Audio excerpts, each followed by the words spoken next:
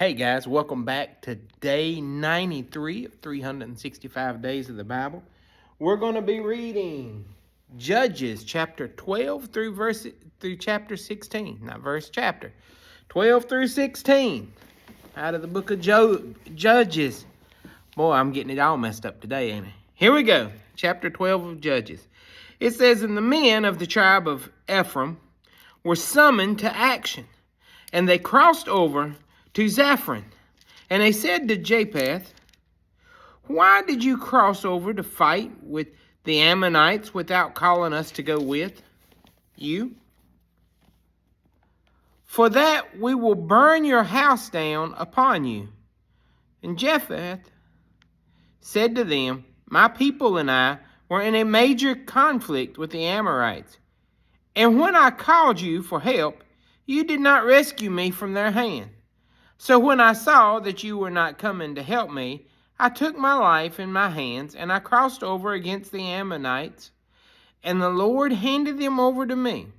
So why have you come up to me this day to fight against me?' And then Japheth assembled all the men of Gilead and fought with the tribe of Ephraim. And the men of Gilead defeated Ephraim, because they had said, 'You Gileadites are fugitives of Ephraim in the midst of the tribes of Ephraim and Manasseh.' And the Gileadites are fugitives of Ephraim in the midst of the tribes of Ephraim and Manasseh. And the Gileadites took the fords of the Jordan opposite of the Ephraimites. And when any of the fugitives of Ephraim said, 'Let me cross over,' the men of Gilead would say to him, 'Are you an Ephraimite?' If he said no, they said to him, 'Then say Shabbath.' And he said Shabbath, for he could not pronounce it correctly. And then they seized him, and they killed him at the fords of the Jordan.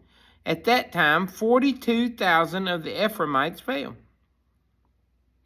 And Japheth judged Israel for 6 years. And Japheth and the Gileadites died, and was buried in one of the cities of Gilead. And after him, Ibzan of Bethlehem judged Israel. He had 30 sons and 30 daughters, whom he gave in marriage outside the family.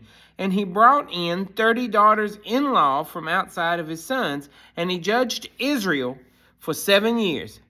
Then Ibzan died, and was buried at Bethlehem. After him, Elon the Zebulunite judged Israel, and he judged Israel for 10 years. Then Elon the Zebulunite died, and was buried at Ajalon in the land of Zebulun. Now, after him, Abidan, the son of Heliel, the Perithonite, judged Israel. He had 40 sons and 30 grandsons who rode on 70 donkeys. And he judged Israel for 8 years. Then Abidan, the son of Heliel, the Petronite, died, and was buried at Pethron, in the land of Ephraim, in the hill country of the Amalekites.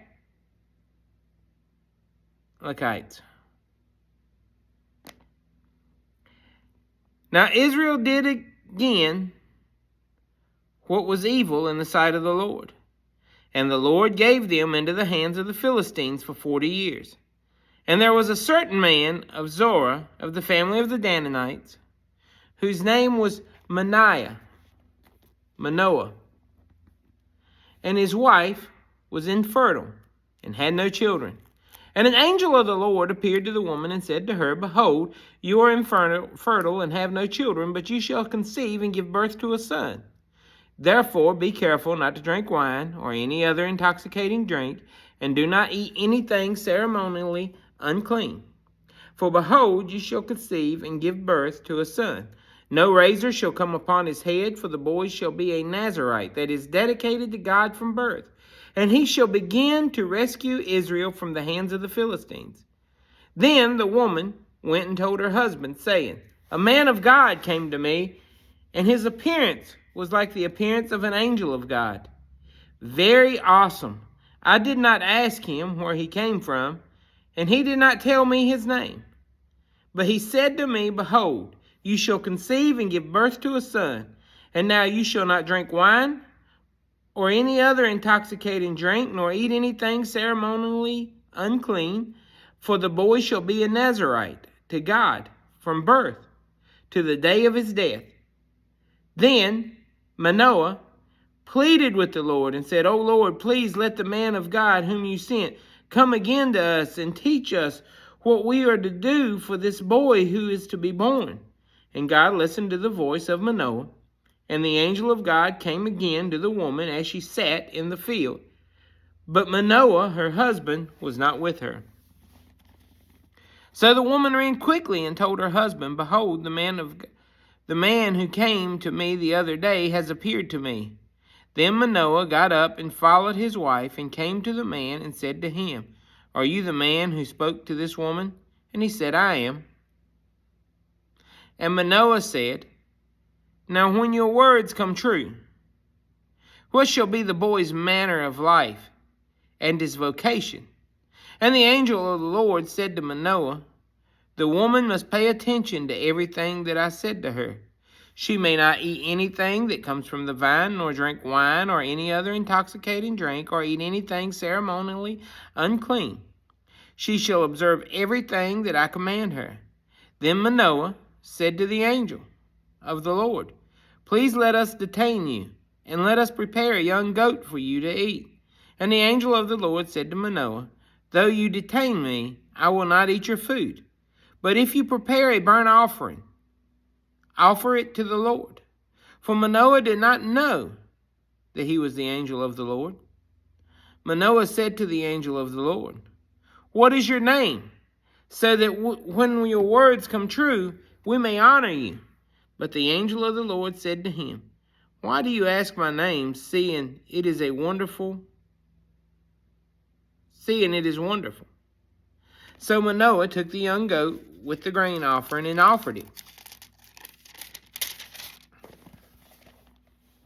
on the rock to the Lord. And he performed miracles while Manoah and his wife looked on.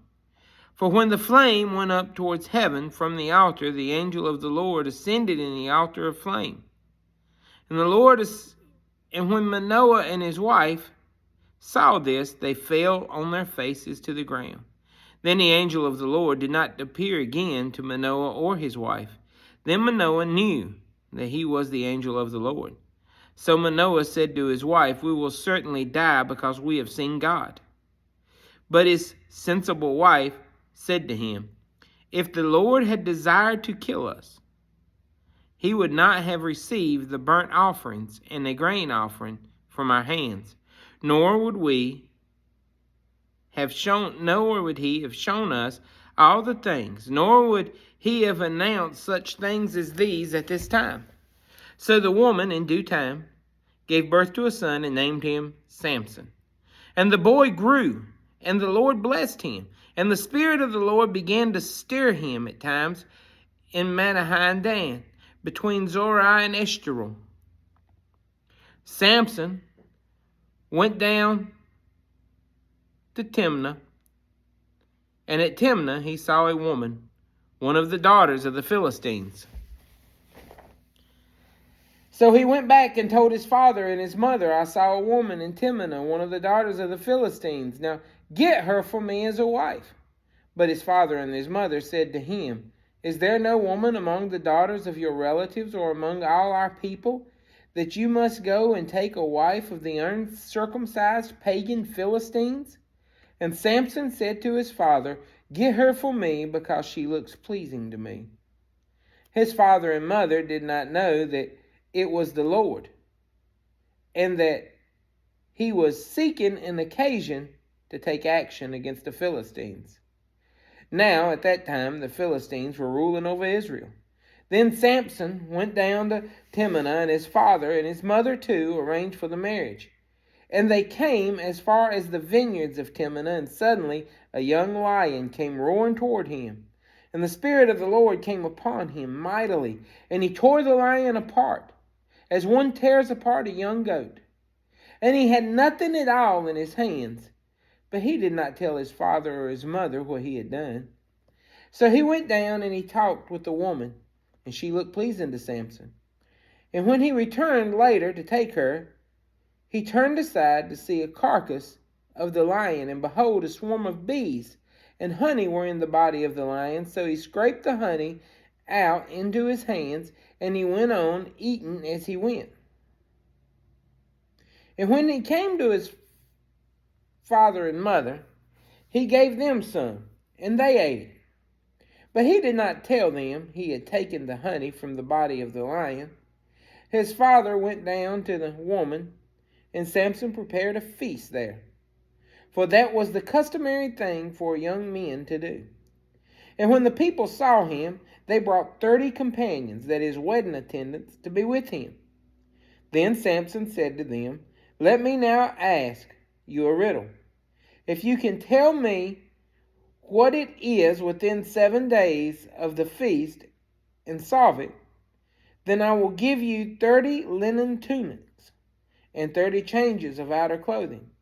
But if you are unable to tell me the answer, then you shall give me 30 linen tunics and 30 changes of clothing." And they said to him, "Ask your riddle, so that we may hear it." So he said to them, "Out of the eater came something to eat, and out of the strong came something weak." And they could not solve the riddle in 3 days.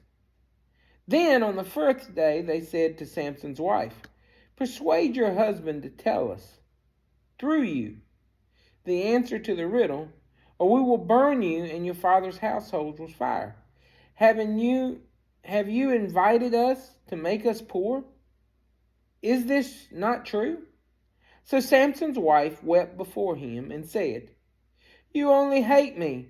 You do not love me. You have asked my countrymen a riddle and have not told the answer to me." And he said to her, "Listen, I have not told my father or my mother either, so why should I tell you?" However, Samson's wife wept before him 7 days while the wedding feast lasted. And on the 7th day he told her, because she pressed him so hard.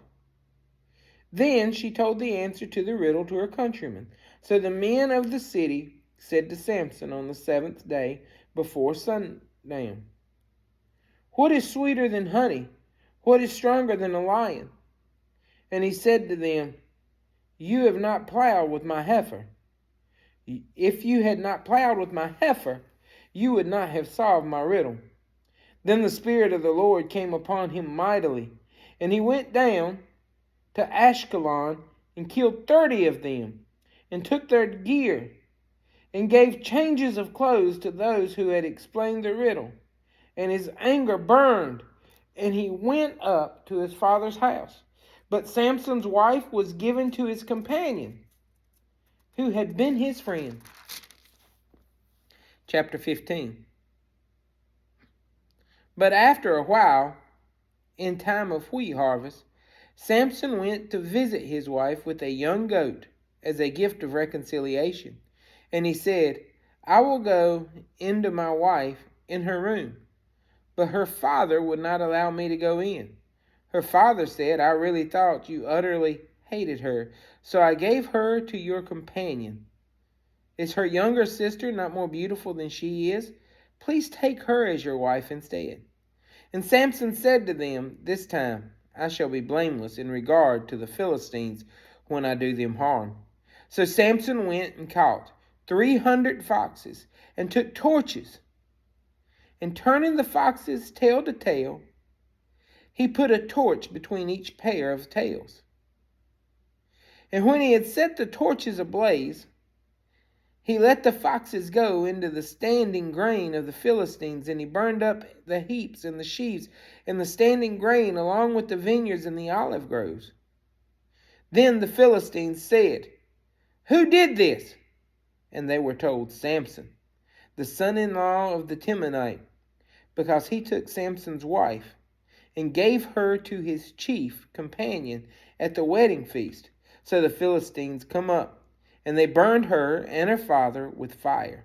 And Samson said to them, If this is the way you act, be certain I will take revenge on you, and only after that I will stop. Then he struck them without mercy, a great slaughter, and he went down and he lived in the cleft of the rock at Edom. Then the army of the Philistines came up, and they camped in the tribal territory of Judea, and overran Lehi. The men of Judah said, Why have you come up against us? And they answered, We have come up to bind Samson in order to do him as he has done us. Then 300 men of Judah went down to the cleft of the rock to Edom, and said to Samson, Have you not known that the Philistines are rulers over us? What is this that you have done to us?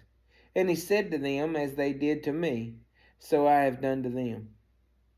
And they said to him, We have come down here to bind you, so that we may hand you over to the Philistines. And Samson said to them, Swear to me that you will not kill me. So they said to him, No, we will only bind you securely and place you into their hands, but we certainly will not kill you. So they bound him with 2 new ropes and brought him up from the rock of Edom. And when he came to Lehi, the Philistines came out shouting to meet him. And the Spirit of the Lord came upon him mightily, and the ropes on his arms were like flax that had been burned, and his bonds dropped off his hands. And he found a fresh jawbone of a donkey. So he reached out his hand, and he took it, and he killed 1,000 men with it. Then Samson said, With the jawbone of a donkey, heaps upon heaps, with the jawbone of a donkey, I have struck down 1,000 men. And when he finished speaking, he threw the jawbone from his hand, and he named the place Ramoth Lehi, hill of the jawbone. And then Samson was very thirsty, and he called out to the Lord and said, You have given this great victory through your hand of your servant, and now I am to die of thirst and fall into the hands of the uncircumcised pagans. So God split open the hollow place that was in Lehi, and water came out of it. And when Samson drank, his strength returned, and he was revived.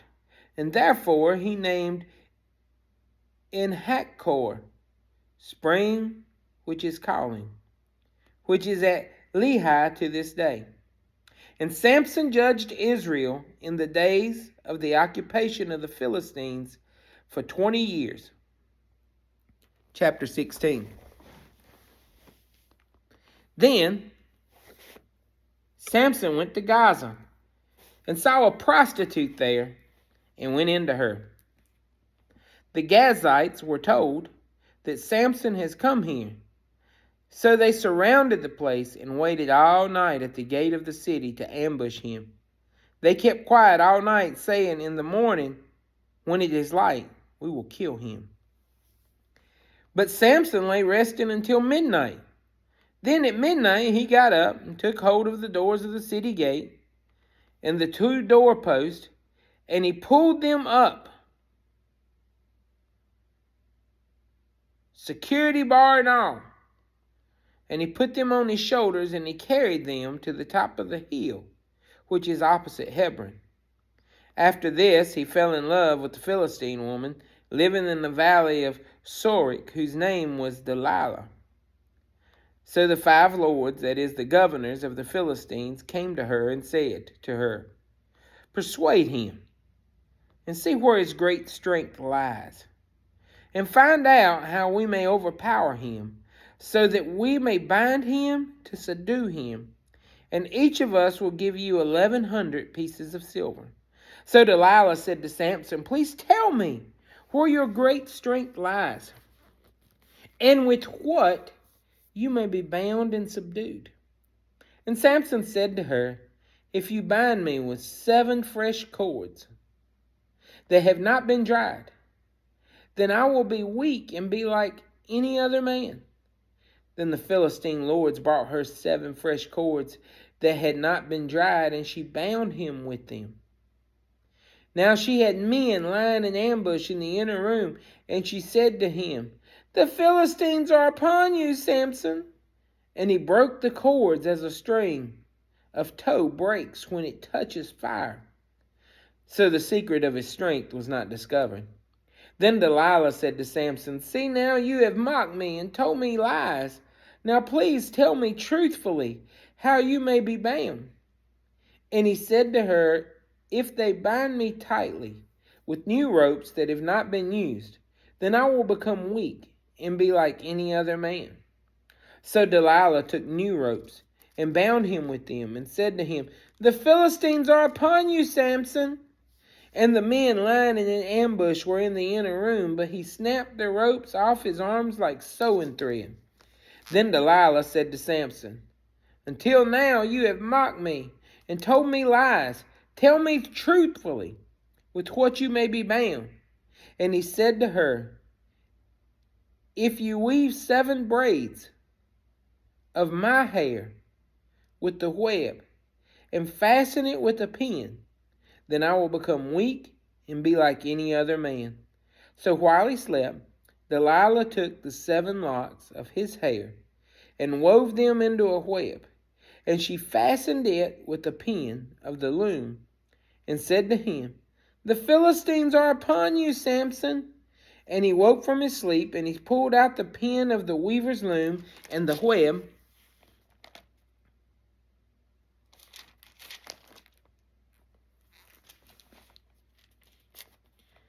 and then she said to him, "How can you say I love you when your heart is not with me? You have mocked me these 3 times and have not told me where your great strength lies." And when she pressured him day after day with her words and pleaded with him, he was annoyed to death. Then finally he told her everything that was in his heart and said to her, "A razor has never been used on my head, for I have been a Nazirite to God from my mother's womb. If I am shaved, then my strength will leave me, and I will become weak and be like any other man." Then Delilah realized that he had told her everything in his heart. So she sent and called for the Philistine lord, saying, "Come up this once, because he has told me everything in his heart." And then the Philistines' lords came up to her, and they brought the money that they had promised in their hands. And she made Samson sleep on her knees. And she called a man and had him shave off his 7 braids of his head. Then she began to abuse Samson, and his strength left him. She said, "The Philistines are upon you, Samson." And he awoke from his sleep and said, "I will go out as I have time after time and shake myself free." For Samson did not know that the Lord had departed from him. And then the Philistines seized him and gouged out his eyes. And they brought him down to Gaza and bound him with 2 bronze chains. And he was forced to be a grinder in the prison. But the hair of his head began to grow again, and after it had been shaven off. And now the Philistines' lords gathered together to offer great sacrifices to Dagon their god, and to celebrate, for they said, "Our God has given Samson our enemy into our hands." And when the people saw Samson, they praised their God, for they said, "Our God has handed over our enemies to us, the ravager of our country, who has killed many of us." And now, when they were in their high spirits, they said, "Call for Samson, so that he may amuse us." So they called Samson out of the prison, and he entertained them. They made him stand between the pillars. Then Samson said to the boy who held him by the hand, "Let me feel the pillars on which the roof of the house rests, so that I may lean against them." Now the house was full of men and women, and all the Philistine lords were there. And on the flat roof were about 3,000 men and women, who looked on while Samson was entertaining them. Then Samson called to the Lord and said, "O God, please remember me. Please strengthen me just this once more, O God, that I may take vengeance on the Philistines for my 2 eyes." And Samson took hold of the 2 middle support pillars on which the house rested, and he braced himself against them, one with his right hand and the other with his left. And Samson said, "Let me die with the Philistines." And he stretched out with all his might, collapsing the support pillars, and the house fell on the lords and on all the people who were in it. So the dead whom he killed at his death were more than those whom he had killed during his life. Then his brothers and his father's entire tribal household came down and took him and brought him up. And they buried him in the tomb of Manoah, his father, which was between Zorah and Eshtaol. So Samson had judged Israel for 20 years. God bless you guys. Have a great day. We'll see you next time.